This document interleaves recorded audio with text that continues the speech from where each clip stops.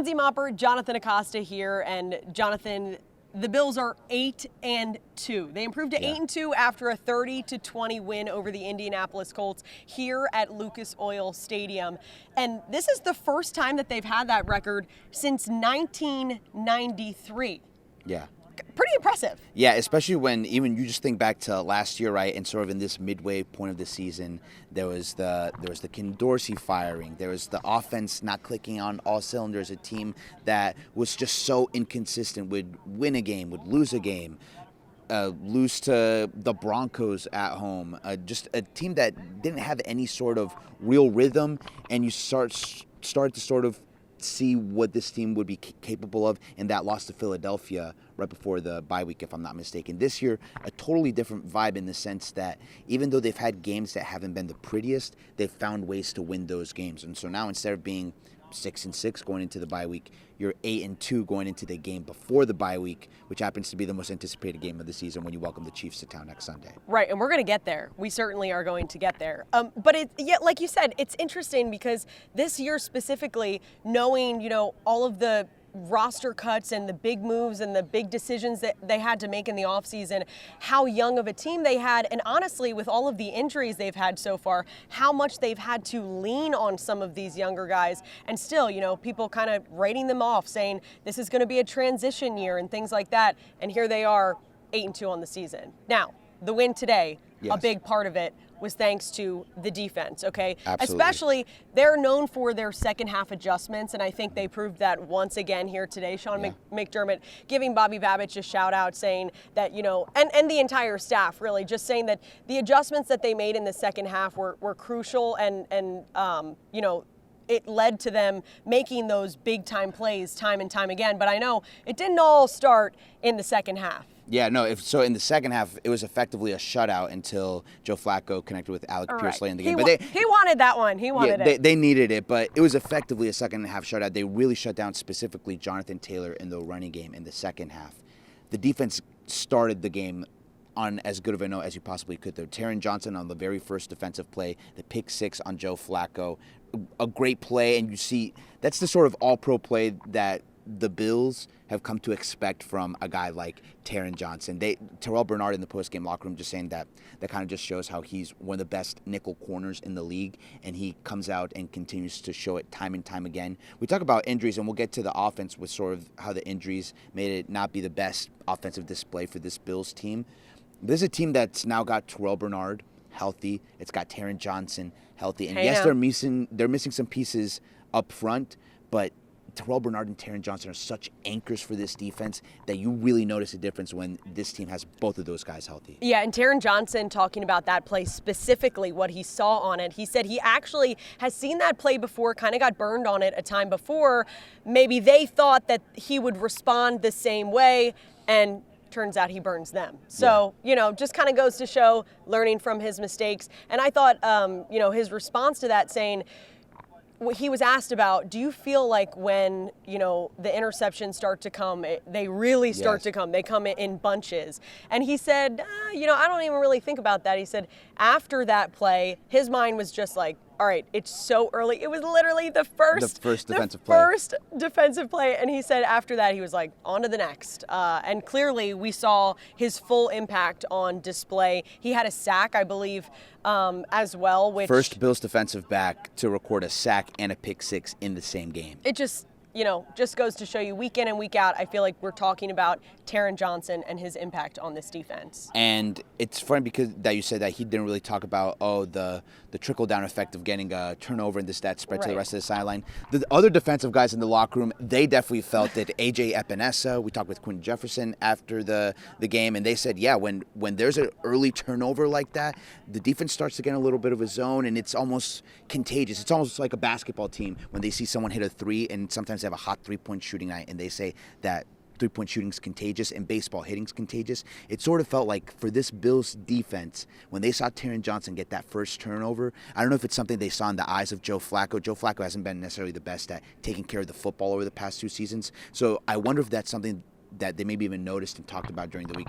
Hey, we can take the ball away from this quarterback, and to see it happen so quickly, they felt that maybe they were in a zone, and that was something that would continue the rest of the game, and it did because they had a turnover in each quarter of the game. And talk about Quentin Jefferson, Jordan Phillips, two guys who just came back to Buffalo, joined the Bills again this last week. They were both active tonight and both making a bit of a presence. Quentin Jefferson recorded a sack, and Jordan. I think it was on 4th down, right? It was. It was big, making himself known.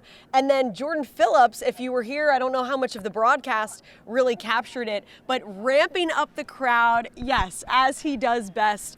Also important to note, he did get his number 97 back, which I know was a big talking point. It's a better number than 71 for Jefferson. Yes, but those two making an impact as well on the defense. Now, turning things to the offensive side of the football, maybe not their best performance overall. Josh Allen, not shy to say that it wasn't his best. Talked about, wanting back a couple of passes. But I think, when you look at them as a whole and you think about all of the injuries that they've sustained, I mean, you talk about the receivers that were available today. Keon Coleman out, Amari Cooper out. Mac Hollins was a guy who really stepped up, and he's kind of quiet about it, right?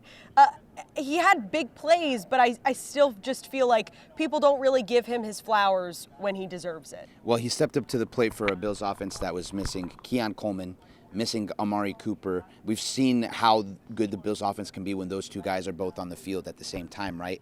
And then to add on top of that, Dalton Kincaid, who you would have thought maybe after Khalil Shakir would be the guy getting the most amount of targets in this game because of the guys that were missing. Mm-hmm.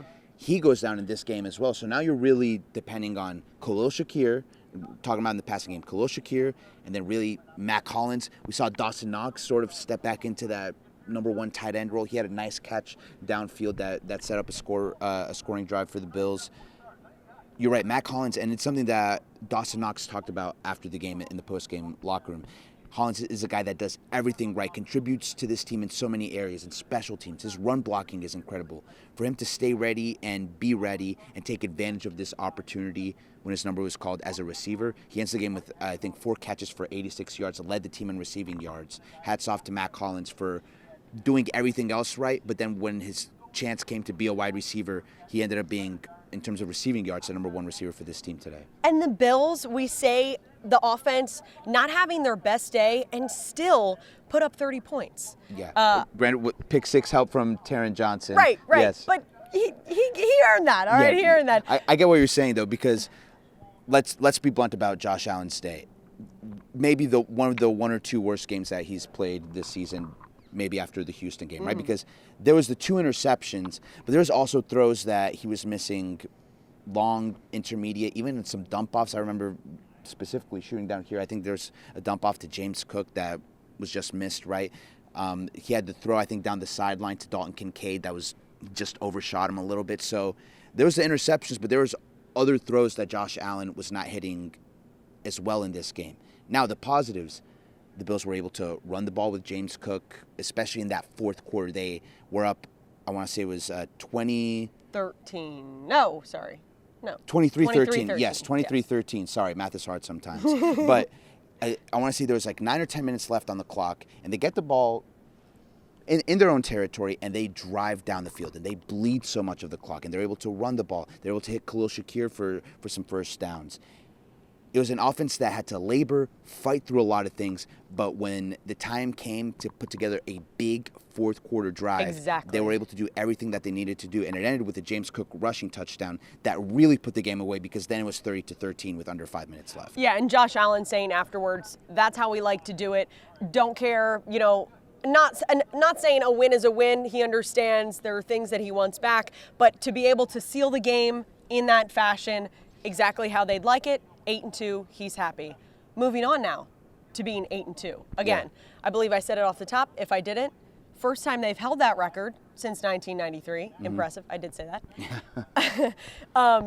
Bears repeating, though, it's an impressive stat. Even Dawson Knox, when he was told about it in the post-game locker room, he was like, wow. So it's even something that sometimes the players almost don't realize what they're accomplishing because they're always in that one day at a time, one game at a time mentality that sometimes they don't even realize maybe the record that they've been aggregating, the stretch that they've been putting together until they hear a stat like that. And now the biggest test of all, as this game was ending, the Broncos-Chiefs game was also ending, and in Chiefs fashion, find a way, block the field goal attempt, and come out with another win. So now they are 9-0, they're undefeated, and they're headed to Orchard Park this next week. Jonathan, how much of a statement is this going to be? I mean, we know it's going to be AFC showdown in Orchard Park, as it always is, but how much of a statement would it be if the Bills could hand them their first loss of the season?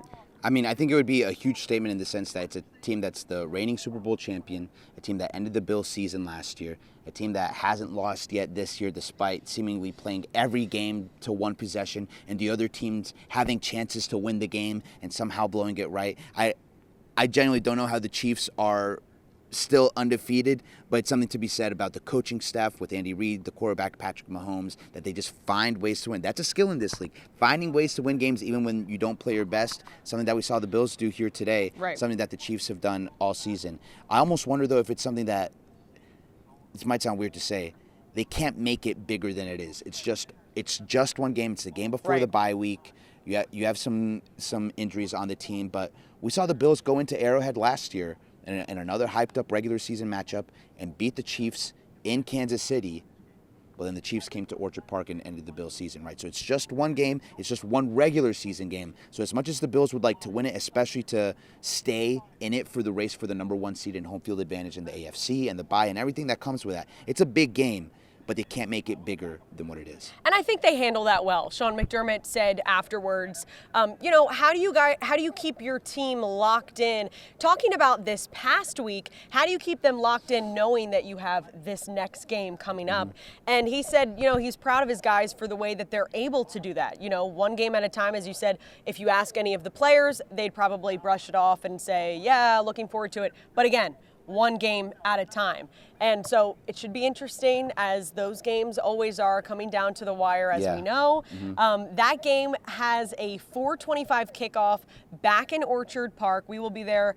I am sad I'll probably have to wear my hair in a ponytail again because we won't be in a dome. Maybe we'll see Taylor Swift there I'm this thinking Sunday? Yes. I think she, just for a quick note, and I don't even know why I know this, but I think she plays in Toronto the night before, so that's kind of like a really. Isn't that what happened last year, or during the playoff run, or something like that, where she was in town for? I think you're right. Yeah, I think that's what. You're right.